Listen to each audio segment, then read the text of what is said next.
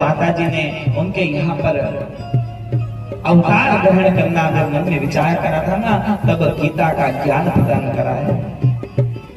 9 अध्याय में देवी भागवत में गीता का ज्ञान दिया गया है।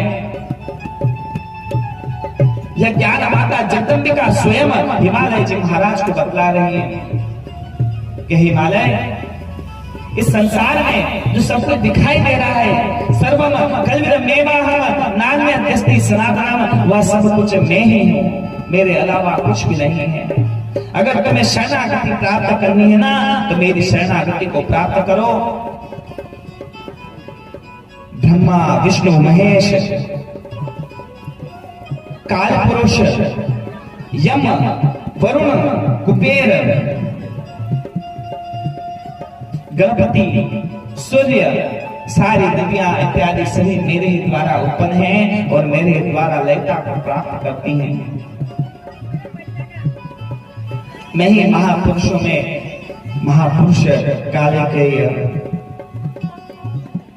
महाकामेश्वर बनती हूँ और मैं ही इस सृजनात्मक शक्ति प्रकृति स्वरूपा महाकामेश्वरी बनती हूँ। मैं ही जब इस संसार को पुनः लय करना होता है, तो पुनः शून्यता को प्राप्त होते हुए इस पृथ्वी पर क्या कर देते हो, प्रलय कर देते हो। और उस प्रलय के साक्षी देने के लिए भी शून्य साक्षी नहीं, जब ये सृष्टि शून्यता को प्राप्त हो जाती है, तब मैं ही उसके साक्षी देने वाली बनती हूँ।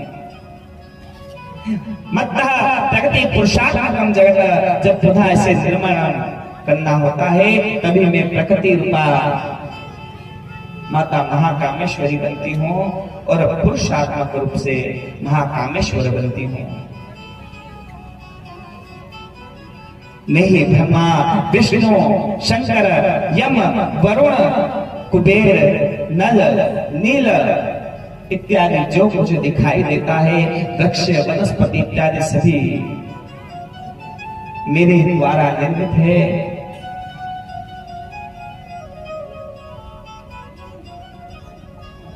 जब इस प्रकार का यह अद्भुत ज्ञान प्रदान होता है, उसी के अंदर ध्यान के रूप में जो हमने माता के जगदम्बिका के 99 मंत्रों का ध्यान करते हुए हमारे शरीर में जो सप्त चक्र जो है,